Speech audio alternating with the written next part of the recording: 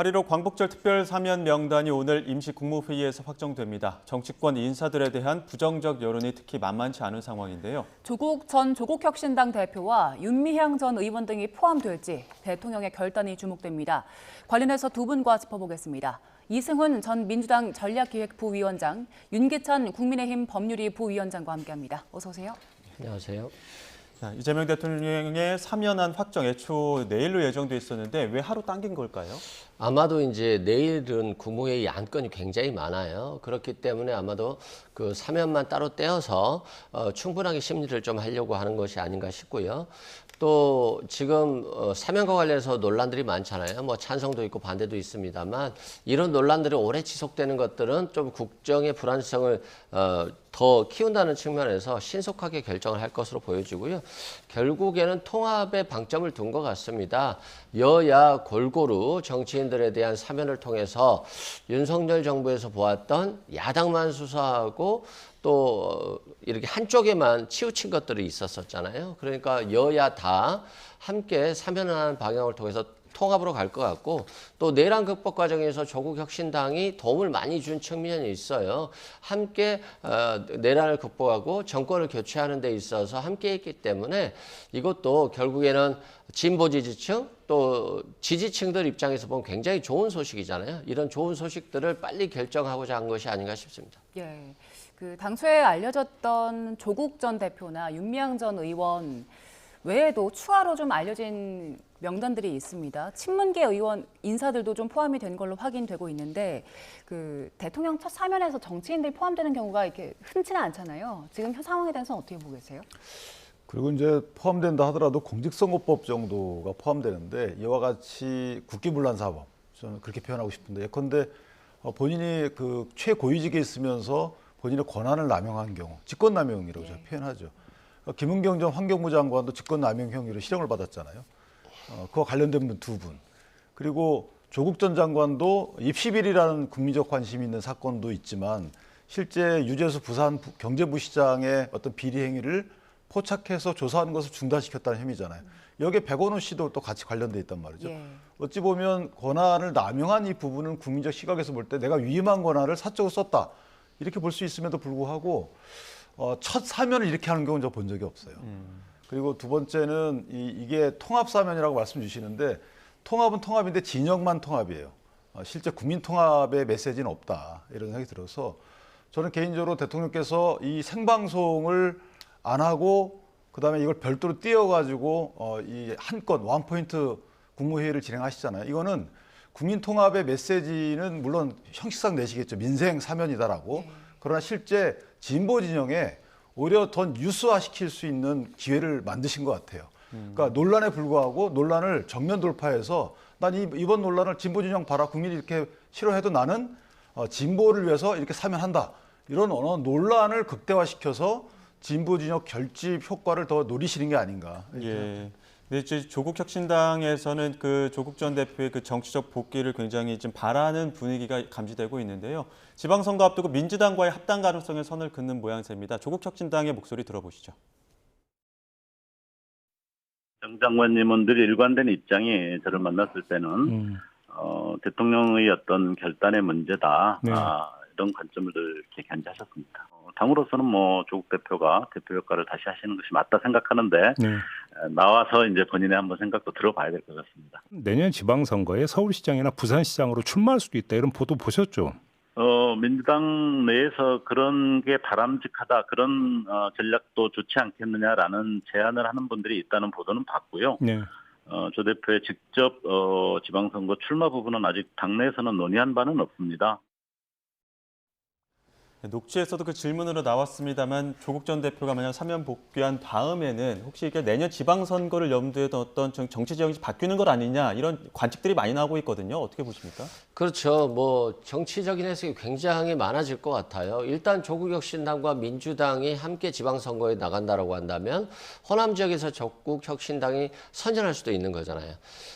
그리고 또 본인 스스로가 서울시장이나 부산시장이나 나갈 수도 있겠습니다만 그러나 이건 지금 정치적 해석의 영역인 것이고 앞으로 어떤 일이 벌어질지는 아무도 모르는 거잖아요. 지금은 내란 극복을 함께했던 어떠한 세력에 대한 사면을 통해서 그리고 이것이 결국 윤석열 정부에서 탄압받았던 사람들에 대한 복권의 측면이 있어요. 그래서 이건 어떻게 보면 진보 진영이 통합하는 차원도 있을 것 같고요. 또 크게 보면은 경제인 사면도 있고 야권의 사면도 있습니다. 뭐 야당 사면 인사들도 보면 지금 국민의힘 원내대표가 제안했습니다만 홍문정 전 의원 등 뭐 뇌물이나 횡령 이런 좀 부정적인 사람들도 있어요. 그럼에도 불구하고 여야 골고루 사면을 통해서 전체적으로 통합의 관점.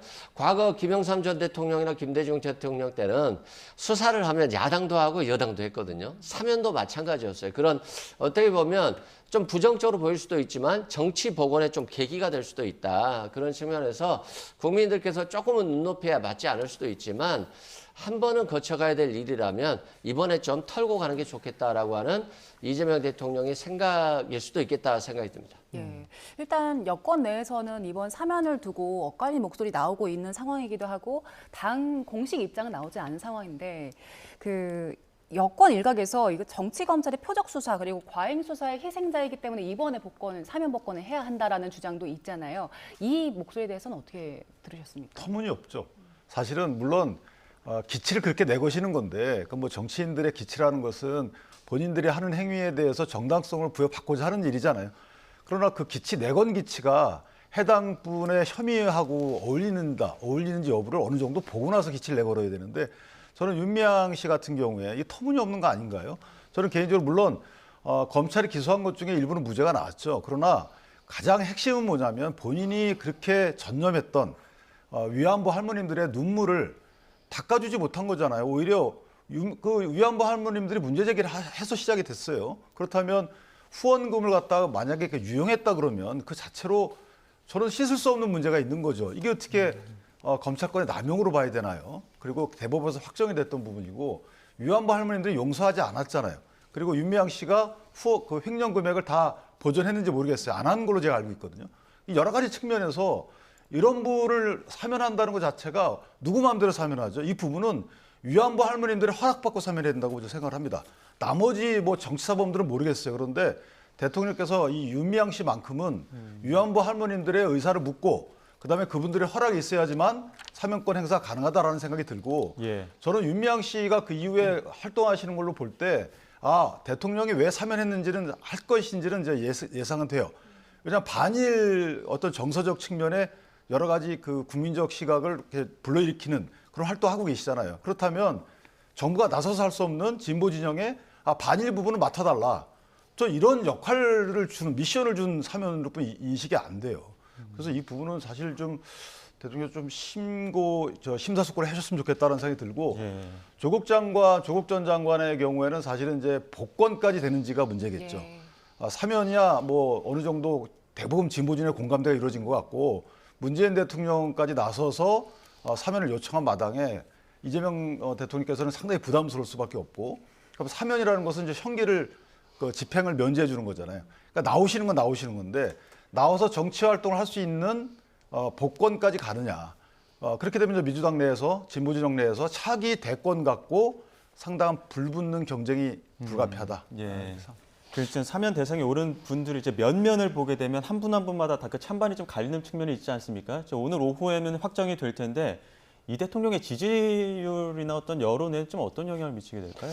일단은 뭐 이건 국민들의 판단의 영역이기 때문에 지지율이 오히려 오를 수도 있고 또 소폭 떨어질 수도 있다라고 생각해요. 이건 결국 사면 이후에 국민들의 좀 지지율을 봐야 될 것 같고요. 윤미향 의원을 반일을 위해서 사용하려고 할 수도 있다라고 하셨는데 전혀 그건 좀 잘못된 해석이신 것 같고요. 이재명 대통령은 반일보다는 실용주의를 택하겠다라고 하는 것을 명확히 했고 한미 정상회담 전에 한일 정상회담을 타진하고 있다는 얘기들이 계속 나오고 있잖아요. 이건 미국과의 협상 과정에 있어서 일본과의 연대가 자국에 유리한 상황이 될 수도 있다는 측면에서 한일 정상회담이 추진되고 있는 거거든요. 그래서 과거 문재인 정부와 같은 방식과는 전혀 다를 것이다라는 측면에서 다르고요. 윤미향 의원에 대해서 처음에 사면 얘기가 나왔을 때 저는 개인적으로 조금 빠른 거 아닌가 이런 생각을 했어요. 아무래도 좀 부정적인 이미지가 너무나도 더 씌워져 있기 때문에 조금 빠른 거 아닌가 생각했는데 그걸 떠나서 윤미향 의원에 대한 1심 판결은 실은 엄청나게 악마화된 것에 비하면 1,500만 원 벌금에 불과했었거든요. 근데 항소심에서 이게 좀 일부 뒤집히면서 유죄가 나와서 집행유예가 나왔는데 이런 부분이 있었어요. 김복동 할머니가 돌아가시니까 장례식 비용을 받는데 이제 개인 계좌로 장례식 비용을 받아서 일부 장례식으로 쓰고 나머지는 장학금으로 줬거든요. 근데 왜 개인 계좌로 받았느냐 이런 비판이 있었어요. 근데 이제 개인 계좌로 받을 수밖에 없었던 게 돌아가신 분 계좌로 받으면 상속 대상이 되는 거잖아요. 그러면 장례식 비용으로 쓰고 남은 돈이 장학금으로 사용될 수 없었기 때문에 개인 계좌를 사용했던 건데 이걸 갖다가 뭐 횡령도로 유죄 판결을 내렸어요. 이건 좀 윤미향 의원이 법률적으로는 죄가 되었을지는 모르겠습니다만 개인적으로 장학금으로 쓴 사업 부분을 억울한 부분이 있어요. 그래서 이런 부분들이 결국 윤석열 정부 검찰에 의해서 너무 정치 탄압한 것이 아니냐라고 하는 것이 진보 진영 측에 있기 때문에 아마 이런 것과 관련해서도 사면에 올라간 것 같아요. 다소 조금 빠를 수도 있겠다라고 하는 걱정은 되지만 결국 한번 이렇게 대통령이 만약에 결단하신다라고 한다면 이제까지 우리 사회에 있었던 어떤 고통, 뭐 검찰 독재, 뭐 윤석열 정부의 탄압 이런 것들을 한 번에 씻는다는 차원에서 다소 부담감은 있는데 한꺼번에 심사하려고 하는 것이 아닌가 이런 생각이 듭니다. 네. 예. 이건 좀 그런데 짧게. 사실 저희가 진영의 시각에 따라서는 이제 법원의 판결도 마뜩지 않아 하는 경우는 있을 수 있어요. 그런데 사면권 행사라는 것은 법원의 판결을 전제로 하는 거기 때문에 실제 대법원에서 윤미향 씨에 대해서는 판결이 확정된 거거든요. 그 이상의 해석을 붙이면 안 되는 겁니다. 그러니까 이 법원의 판결이 유죄로 확정됐다는 것은 검찰권 행사를 나무랄 수 없다는 거예요. 그런데 검찰권 행사가 문제가 있다라고 해서 사면권을 행사하면 안 되는 거죠. 오히려 다른 말을 갖다 붙이면 상관이 없어요. 그러니까 추미애 전 장관처럼 저렇게 말씀하시면 안 되고 또 다른 면을 뭐 과거에 정의기억연대 활동을 열심히 하셨기 때문에 한다. 이런 정도의 다른 걸 갖다 붙여야지 뭐 검찰권 행사가 문제가 있다라고 하게 되면 그럼 국민들이 볼 때는 뭐죠? 국민들은 검찰권 뭐 대법원 유죄 나오는 거 다 검찰권 행사 문제 있다고 다 재심 청구하면 되나요? 국민들은 왜 다 사면 안 해주죠? 그러니까 그런 식의 국민적 시각에서 보면 도저히 받아들일 수 없는 사면의 이유를 대시는 것이 오히려 대통령의 사면권 행사에 누를 끼치는 것이다. 이렇게 생각합니다. 네, 오늘 오후에 국무회의가 이제 열리기 때문에 어떤 결단을 내릴지 함께 지켜보도록 하고요. 자, 저희는 주제를 좀 바꿔보겠습니다. 김건희 여사 내일 구속 여부가 결정이 될 텐데 직접 나올 가능성이 높다고 하더라고요. 직접 나와서는 어떤 얘기를 할까요? 일단 신문이라는 것은 원래 영장 전담 판사가 묻는 절차입니다. 예. 묻고 궁금한 걸 묻고 왜냐하면 서류가 많이 작성이 되어 있기 때문에 묻고 그에 대해 답변하는 것인데 통상은 이제 그렇게 신문 절차를 끝내고 나서 끝날 즈음에 이제 영장 전담 판사가 할 말이냐고 묻죠.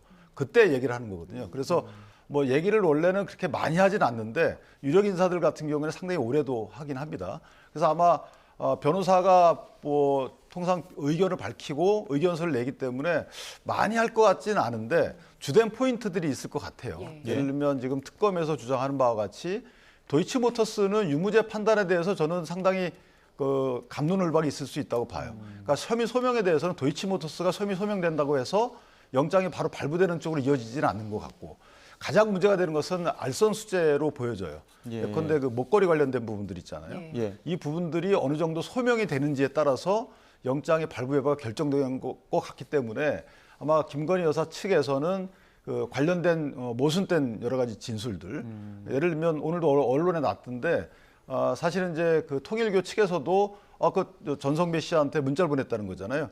그거 말 갖고 있으면 돌려달라 이런 식으로. 예. 그러니까 김건희 여사 측에 문자를 보낸 게 아니고 전성배 측에 문자를 보냈기 때문에 이런 것들을 강조하면서 나는 안 받았다라고 할 것 같고 어쨌든 그러나 여러 가지 객관적 증거나 진술들이 만약에 받은 걸로 인정이 되면 영장 발부의 가능성이 높아지는 것이고 지금 김건희 여사 측에 주장하는 바와 같이 안 받았다라는 부분과 관련돼서 더 다툴 여지가 있다라고 판단을 하면 영장 발부가 나서 낮아질 것 같고 저는 그렇게 생각을 합니다. 예, 지금 오늘 또 그 서희건설 관련해서 압수수색 들어가지도 않았습니까? 가지 않았습니까? 이 부분도 좀 오늘 주목되는 부분일 것 같은데요. 그렇죠. 제가 이제 방송에서도 얘기했듯이 나토 순방했을 때 이 목걸이를 지인한테 빌렸다라고 했어요. 그 얘기를 듣는 순간 이게 누군가에 의해서 뇌물로 받았을 가능성이 있겠다라고 했거든요. 예. 그런데 대통령의 부인이 빌렸다라고 하는데 어떻게 뭐라고 하겠습니까? 예. 수사할 수가 없었겠죠. 그런데 이 목걸이가 6천만 원이나 큰 비용이기 때문에 이 목걸이를 사는 사람이 거의 없어요. 그래서 사는 사람 특정이 가능한데 윤석열 전 대통령이 대통령 될 시점에 서희건설에서 샀다는 거예요. 예. 서희건설의 최측근이 샀고 그리고 나서 그 목걸이를 산 이후에 그 서희건설 회장의 맞사위가 국무총리 비서실장이 됐다는 겁니다. 뭔가 좀 석연치 않잖아요. 그렇기 때문에 빌렸다라고 하는 목걸이가 서희건설에서 뇌물로 줬을 가능성이 높다라고 하는 것이고 또 하나의 목걸이가 이제 통일교 측에서 줬다는 목걸이인데요. 통일교 측에서 김건희 씨를 주려고 산 건데 건진법사한테 줬는데 건진법사가 이걸 갖다가 전달하지 않을 수 있을까요? 국민들은 당연히 전달했다라고 볼 겁니다. 그런데 이제 이게 수사가 되니까 전달하지 않았다. 뭐 당연히 건진법사는 많은 혜택을 받았고 오랜 인연이 됐기 때문에 김건희 씨에게 좋은 진술을 해줄 수는 있습니다만 국민들은 이걸 진실로 믿지 않거든요. 그리고 또 황당하게 김건희 씨의 오빠의 장모, 즉 사돈집에서 목걸이가 나왔는데 이게 모조품 가짜 목걸이라는 거잖아요. 예. 그러면 의도적으로 가짜 목걸이를 사놓고 과거 이 목걸이를 가짜를 차고 갔던 것처럼 이게 짜맞추려고 한 것이기 때문에 이 증거인멸이라든가 죄질이 굉장히 높습니다. 그래서 영장이 발부된다면 이러한 뭔가 석연치 않은 것들을 계속 만들어내는 이런 과정들이 증거 조작, 증거인멸로 볼 수 있어서 구속영장이 발부될 확률이 매우 높고 서로 기각된다 할지라도 또 서희건설이라든가 관련 수사를 하면 결국 영장이 재청구돼서 구속되는 것은 뭐 기정사실이 되지 않을까 싶습니다. 네. 예. 특검 쪽에서 구속영장에 적시한 혐의 중에 하나인 도이치모터스 주가 조작 의혹과 관련해서 김건희 여사는 검찰 수사에서는 무혐의 처분을 받았었는데요. 정치권은 김 여사의 구속 여부와 또 기소 가능성에 대해서 어떻게 평가했는지 저희가 목소리를 준비했습니다. 근데 이거는 사법작용이 아니라 정치선동이다 이 말입니다. 그리고 또 과거에 이거 가지고 수백 명이 아마 밑도 끝도 없이 조사도 받고 그중에 일부는 기소도 되고 했는데 그러면 다시 수사를 하면 제 아내만 조사하는 게 아니지 않습니까? 도이치모터스 주가 조작 사건의 경우에도 윤석열 정권 검찰이 사실상 덮어준 것이지 범죄 혐의가 없어서 그런 건 아니다라고 보고 있거든요. 그럼 그 범죄 혐의 하나만 보더라도 엄청 위중하고 구속이 불가피한 그런 죄이다 이렇게 생각을 하고요. 검찰에서는 피의자 진술을 따라가면서 수사를 하지는 않습니다. 그동안 도이치모터스 관련해서는 검찰에서도 충분히 수사가 이루어져서 공범들에 대해서는 유죄가 거의 다 확정이 된 상태이고, 그리고 그 후에 추가적으로 서울고검이라든가 특검에서도 공범들에 대한 더 추가 조사를 통해 가지고 유의미한 증거들이 또 나온 것으로 알고 있어요.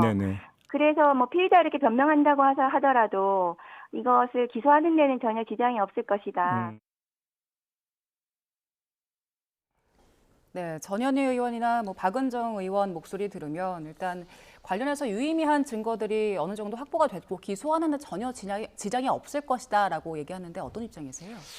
당연히 기소하는 데는 지장이 없었는데 특검이 또 추가적으로 수사한 부분들이 있어요. 당연히 증권사에서 압수수색을 했으면 녹취가 나왔어야 되는데 실은 검찰이 고의적으로 방치한 건지 압수를 못 했었거든요. 근데 추가적으로 압수된 게 이 도이치모터스 수익을 받으면 40% 줘야 된다라고 하는 김건희 씨의 목소리가 있습니다. 아니 이게 주가 조작의 공범이 아니면 굳이 주가 조작 범죄자들에게 40%의 수익을 줄 이유가 있을까요? 그리고 7초 만에 주식을 팔아달라고 하고 7초 만에 김건희 씨가 주식을 팔아요. 그러면 이게 우연의 일치다라고 진술을 하는데 우연의 일치가 될 수 없는 거잖아요. 그 블록딜을 하면 15%의 수익을 줘야 된다는 목소리가 있어요. 그러면 또 이 블록딜 하는데 15%의 수익을 줄 이유가 없잖아요. 그런 측면에서 김건희 씨가 주가 조작 세력들과 전주로서 공모하고 수익을 나눠 가졌다라고 보시면 될 것 같고, 수익을 나눠주기 위해서 계좌에서 수표가 출금된 정황도 다 확인을 했기 때문에 뭐 본인이 부인한다 할지라도 증거에 충분하다 말씀드리고, 한동훈 전 비대위원장이 국민 눈높이를 주장하면서 김건희 씨에 대해서 수사를 좀 해야 될 필요성이 있다라고 했잖아요. 이원석 검찰총장도 국민 눈높이 비추어서 소환 조사해야 된다라고 했었고요. 송영호 중앙지검장은 친윤 검사임에도 불구하고 끝까지 무혐의 처분을 못했죠. 근데 어떻게 됐습니까?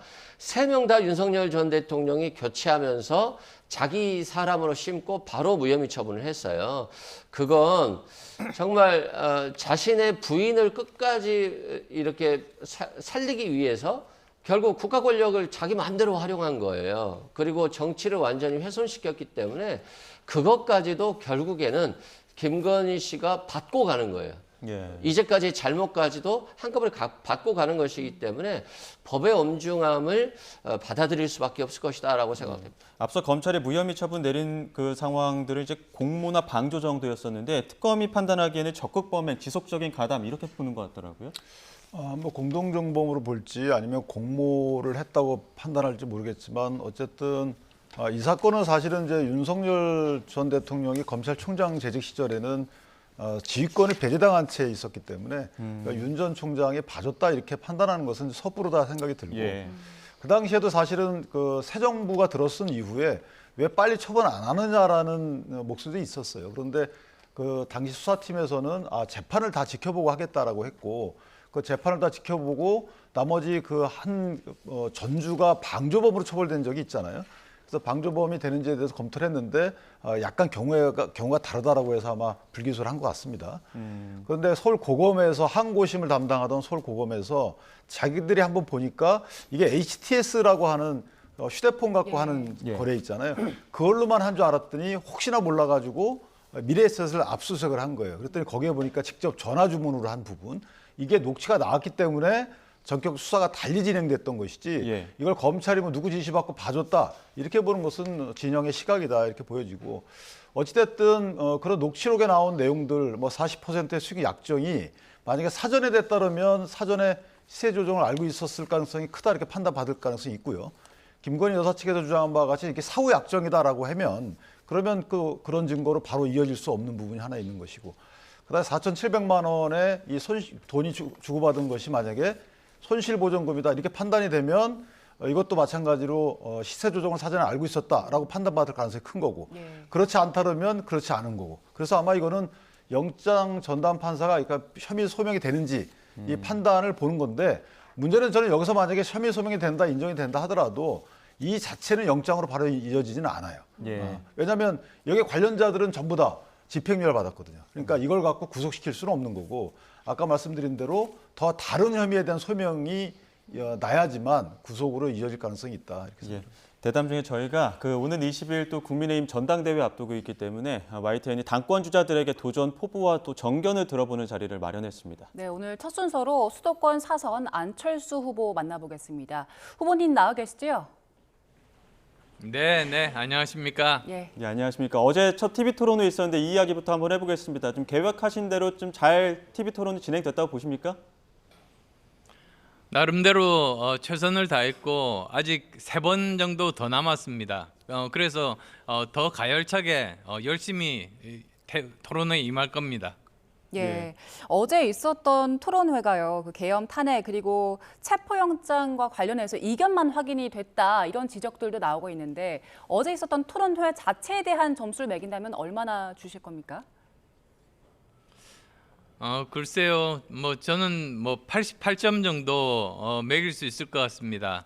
어제 토론에서 역시 마찬가지로 혁신 대 반혁신 그 대결 그리고 또 법치주의와 반법치주의 간의 대결이 아니었나 싶습니다.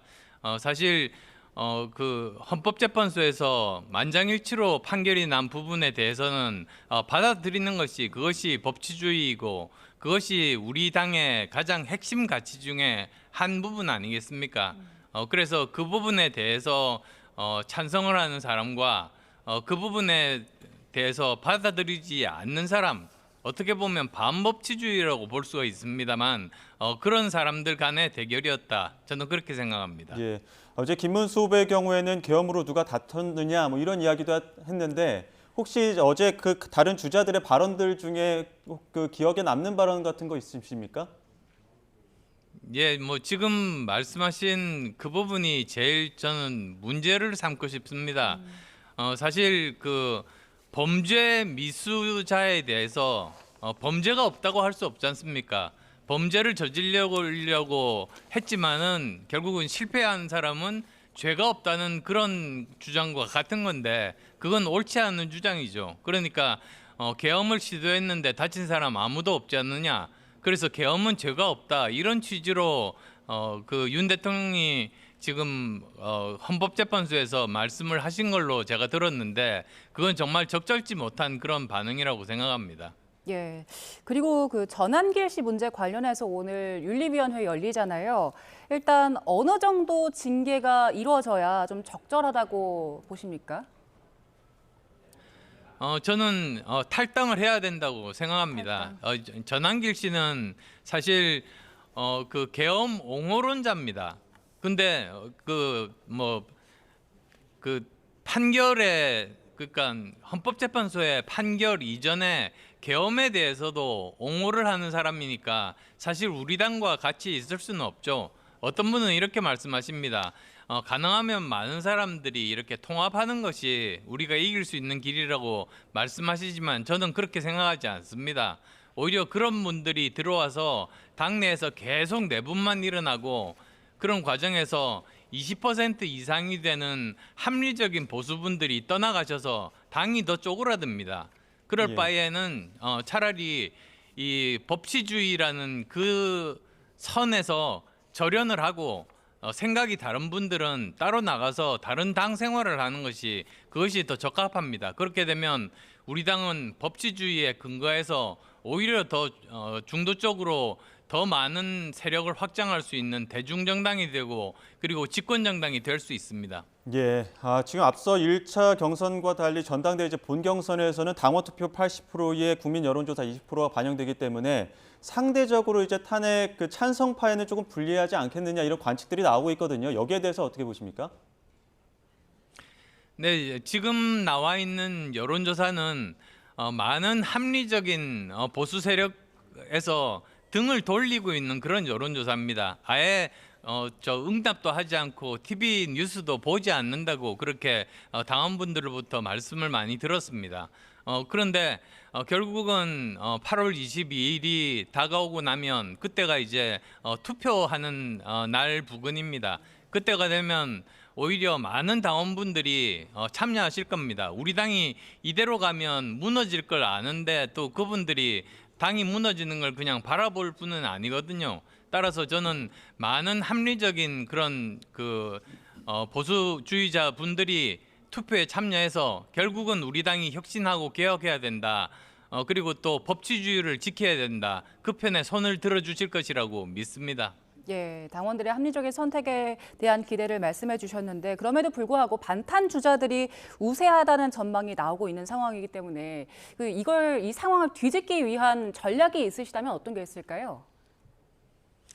저 나름대로 우리 당이 꼭 필요로 하는 개혁안, 혁신안에 대해서 5가지를 이미 발표를 했습니다. 그러니까 우선은 필요한 인적 청산들이 필요합니다. 그리고 또 인적 청산을 그냥 하는 것이 아니라 대선백서를 외부에서 만들어서 객관적이고 사실에 근거한 그런 인적 청산이 우선 필요하고요. 두 번째로는 그보다도 훨씬 더 많은 사람들을 우리가 영입을 해야 됩니다. 청년이라든지 기업가 출신이라든지 또 당직자라든지 이런 분들을 많이 영입을 해서 우리의 인재풀을 넓혀야 됩니다. 또한 우리 수도권의 목소리를 많이 반영하기 위해서는 원외 당협위원장들과 함께 연석회의를 만드는 것이 필요하고 이런 모든 것들이 다 당원 당규에 반영돼야 된다. 그게 제가 말씀드린 핵심 그 요지입니다. 예, 백서 같은 이야기도 하셨고요. 그 혁신위원장 임명되자마자 지도부 그 미온적 태도 때문에 이제 사퇴하시지 않았습니까? 그 과정에서 그 혁신안에 예. 대해서 앞서 말씀하신 백서도 이야기하셨지만 다른 방안으로 이 당이 좀 혁신하기 위해서 쇄신하기 위해서는 어떤 필요가 있다고 보십니까? 당이 혁신하기 위해서는 사실 제가 말씀드리는 혁신이라는 게 없던 거를 만드는 게 아닙니다. 예. 원래 보수가 가진 가장 중요한 점이 유능함, 헌신, 그리고 품격입니다. 그런데 우리가 지난번에 계엄과 탄핵과 그리고 또 대선 패배로 이런 이미지들을 다 잃어버렸습니다. 그래서 저는 혁신이라는 게 없던 걸 새로 만들자는 것이 아니라 우리가 원래 가지고 있었던 유능함과 헌신과 이런 부분들을 다시 찾아오자. 찾아오는 과정에서 그 5개의 혁신안들을 우리가 실행에 옮기면 이것들을 다시 찾아올 수 있다. 그렇게 되면 다시 우리에게 등을 돌렸던 많은 그 합리적인 보수분들이 다시 등을 돌리고 다시 관심을 가지시고 다시 신뢰를 가질 수 있다. 그러면 우리는 훨씬 더 넓은 저변을 가지고 내년 지방선거에 임해서 이길 수 있다고 그렇게 말씀드립니다. 예, 이제 22일입니다. 22일에 있을 전당대회 앞두고 마지막으로 당원들께 그리고 국민께 드리고 싶은 말씀이 있다면 해주시죠. 네, 저는 기본적으로 탄핵과 그리고 또 계엄으로부터 정말 우리 당에서 가장 자유로운 후보입니다. 그리고 또 제가 당에 대한 헌신은 이미 지난 대선 그 지원 유세 때 그리고 또 마지막까지 끝까지 남아서 앉아 있었던 그런 모습에서 많은 분들이 아실 거라고 봅니다. 그리고 제가 당대표가 되면 그 자체로 국민들은 저 당이 달라지겠구나 이런 기대감을 가지게 될 겁니다. 그래서 그런 모습들을 바탕으로 해서 그리고 또 제가 지금까지 당대표를 4번을 했습니다. 이 경험들을 모두 살려서 꼭 당을 혁신해서 내년 지방선거에서 반드시 승리하겠습니다. 예, 알겠습니다. 여기까지 듣겠습니다. 지금까지 안철수 국민의힘 당대표 후보와 이야기 나눴습니다. 후보님 감사합니다. 네, 고맙습니다. 네, 조금 전 들어온 속보 전해드리겠습니다. 윤석열 전 대통령 서울중앙지법에서 열리는 내란 우두머리 혐의 재판에 4주 연속 불출석했다는 소식이 속보로 들어왔고요. 지난달 재구속된 뒤 내란 재판에 모두 출석하지 않은 겁니다. 네, 윤 전 대통령 측의 입장을 보면 현재 몸 상태로는 재판 출석이 어렵다는 입장인데요. 역시 건강 문제를 이유로 오늘 재판에 출석하지 않은 겁니다. 재판부에서는 강제 구인이나 벌석 재판으로 진행할 방안을 검토할 것으로 보이는데요. 내란 사건 담당 재판부가 윤 전 대통령을 강제 구인하는 방안이나 아니면 피고인 없이 재판을 진행하는 벌석 재판을 검토할 걸로 보입니다. 관련해서 이어지는 속보가 들어오면 추가적으로 전해드리겠습니다. 네, 다른 속보 한 가지 더 전해드리겠습니다. 경찰이 이춘석 전 법사위원장에 대한 압수수색에 착수했다는 소식이 속보로 들어왔습니다. 이춘석 국회의원회관 사무실 등에 대한 압수수색이 진행되고 있는데요. 경찰은 주말 동안 이춘석 차명거래 의혹의 고발인 조사를 이어가기도 했었고 앞서 25명 규모의 전담팀을 꾸리고 본격 수사에 착수했는데 오늘 이춘석 의원에 대한 의원회관, 사무실 등에 대한 압수수색에 들어갔다는 소식이 들어왔습니다. 현장에서 구체적인 소식이 들어오면 이후 뉴스에서 다시 한번 자세히 전해드리겠습니다. 네, 저희는 계속해서 대담 이어가겠습니다. 윤 전 대통령 관련 속보가 조금 전에 들어왔는데 일단 앞서 전망했던 것처럼 윤 전 대통령은 오늘 재판에도 불출석하겠다. 그리고 현재 몸 상태로는 출석이 어렵다는 입장을 밝혀왔습니다. 지금 그 재판부의 입장을 보니까 강제 구인 아니면 벌석 재판 이 2가지로 검토를 하는 것 같습니다. 어디에 더 가능성이 높아 보입니까? 벌석 재판으로 가겠죠. 왜냐하면 지금 증인신문 등이 진행되고 있기 때문에 실제 증인신문길에 피고인 본인이 안 나오게 되면 그 불이익은 피고인이 더 커요. 네. 본인이 직접 신문할 수 있는 기회를 차단당하는 거기 때문에 스스로 이제 막은 거죠. 근데 어쨌든 증인신문은 기일의 신문 형태로 진행이 되고 난 뒤에 나중에 피고인이 출석한 이후에 서증조사 형태로 할 수 있는 그 방법이 있기 때문에 재판이 늦어지질 않는다는 거죠. 그래서 재판 진행에 큰 지장이 없는 상태이고 그다음에 전례가 또 있잖아요. 박 전 대통령 전례가 있어서 저는 개인적으로 강제력을 행사해서 들여다 앉힌 형태의 그런 재판은 진행되지 않을 가능성이 크고요. 물론 이제 이것보다 더 문제가 되는 것은 새로 기소된 건에 대해서 재판이 진행되게 되면 인정신문을 해야 되기 때문에 예. 그때는 반드시 나와야 되거든요. 인정신문은 어떤 겁니까? 당사자가 맞는지 확인하는 질문을 해요. 그건 뭐 형사소송법상 본인이 반드시 출석해야 되는 거라서 그게 아마 19일인가 그때 공판 외 진행이 한번 되고 나서 그래서 그때는 뭐 나갈 수밖에 없는 상황이라서. 그럼 일단 당장 오늘 불출석한 그 내란 우두머리 혐의 재판과 관련해서는 이제 골석 재판이 좀 가능성을 크게 보고 계시는 것 같은데 이게 이제 특검 측과 윤석열 전 대통령 측의 유불리를 계산해 보면 어떻습니까? 일단은 뭐 강제로 인치하려고 해도 안 오는데 방법이 없는 것 같아요. 또 정장 10명이 가서 체포하려고 했습니다만 실패했다는 것은 뭐 윤석열 전 대통령에게 상처가 날 수 있는 거잖아요. 그렇기 때문에 아마도 강하게 하지 못하고 포기한 것 같은데 국가의 권권력이 무너진다는 측면에서는 참 있을 수 없는 행동이지만 또 전직 대통령이라는 그 직을 본다라고 한다면 또 존중할 필요성이 있어서 법원에서는 골석 재판으로 갈 수밖에 없을 것 같고 윤석열 전 대통령 그렇게 생각하는 거죠. 어차피 자신에 대한 내란 혐의가 굉장히 중하잖아요. 사형 무기이고 감형이 된다 할지라도 최소한 20년 이상의 형이 선고될 것으로 예상되기 때문에 본인 입장에서 보면 20년 사는 것보다 특별 사면으로 나오는 방법이 더 나을 것이다. 내가 이 수사에 협조하지 않고 재판에 협조하지 않더라도 특별 사면 받는 것이 훨씬 빠르기 때문에 법원의 판사의 미움을 사서 형이 더 높아지는 것을 별로 걱정하지 않는 거예요.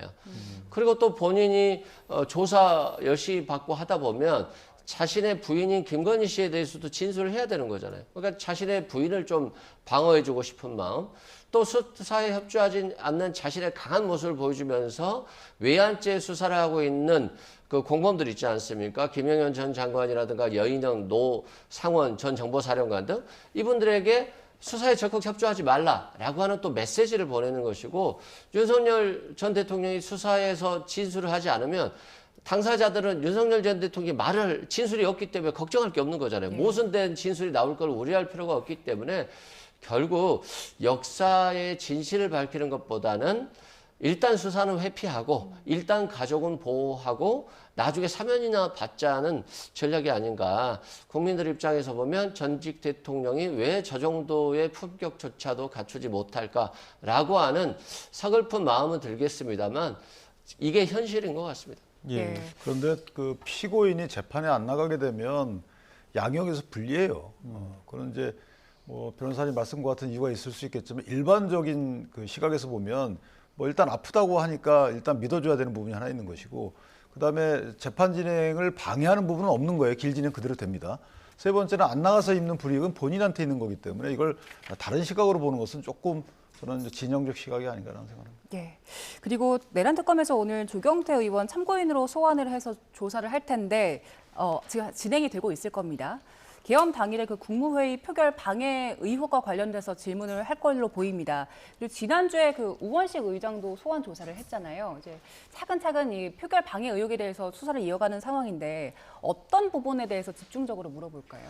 아마 이제 특검의 시각은 이런 것 같아요. 그러니까 국민의힘 그 의원들을 개헌 본회의장으로 보내지 않고 장소를 변경하면서 시간을 끄는 사이에 군경이 진주해서 뭐 표결을 방해하는 이게 인과관계 있는 것 아니냐. 그래서 일정 역할을 맡은 거 아니냐라는 시각을 갖고 수사를 하는 것 같은데 뭐 저는 좀 시각 자체가 일단 모순된다고 생각을 해요. 왜냐하면 국민의힘 의원들만 갖고는 이게 방해할 수가 없잖아요. 이미 다른 의원들을 통해서 그게 계엄 해제 요구 결의안 통과할 수 있는 정족수가 나오기 때문에 그 자체가 일단 성립을 안 한다는 측면이 하나 있어요. 그러니까 이게 뭐 방해를 시도할 만한 실익이 전혀 없는 거죠. 두 번째는 저는 우원식 국회의장이 서면 조사 같은 건 몰라도 본인이 직접 나가가지고 말씀을 하시게 되면 이게 새로운 수사 단서가 되는 거예요. 주관적 얘기를 해도 이게 새로운 수사 단서죠. 이런 우원식 국회의장의 진술서를 기반으로 해서 영장이 들어가거나 압수수색 영장이 들어가 이렇게 하는 거거든요. 그래서 우원식 국회의장을 부른 거예요. 그다음에 조경태 의원의 경우에도 그 당시에 국민의힘 의원 중에 참석한 사람이 18명입니다. 근데 조경태 의원과 같이 이렇게 당의 경선에 출마했던 장동혁도 있고 그다음에 주진우도 있어요. 근데 하필 조경태를 부르느냐. 이 부분도 문제가 있는 거예요. 왜냐하면 조경태 의원의 이 주관적 시각 자체가 상당히 특검적 시각하고 비슷한 것 같거든요. 이거 제 개인적인 생각입니다. 왜냐하면 오늘도 금방 나왔지만 내란이 지속되고 있다. 이런 식의 국민의힘 지도부에 대해 상당히 비판적 시각을 갖고 있단 말이죠. 그러니까 객관적 팩트, 본인이 경험하지 못한 팩트에 대해서 이걸 어떻게 생각하냐라고 물었을 때 이렇게 생각한다라고 하면 그 자체가 또 새로운 수사 단서가 될 수 있는 거예요. 그래서 질문을 어떻게 할지 모르지만 경험한 사실관계에 대해서 확인만 하면 몰라도 이런 사실이 있다, 이거 어떻게 생각하냐, 이것도 많이 묻거든요. 그럼 나는 이렇게 생각한다, 이랬을 것이다.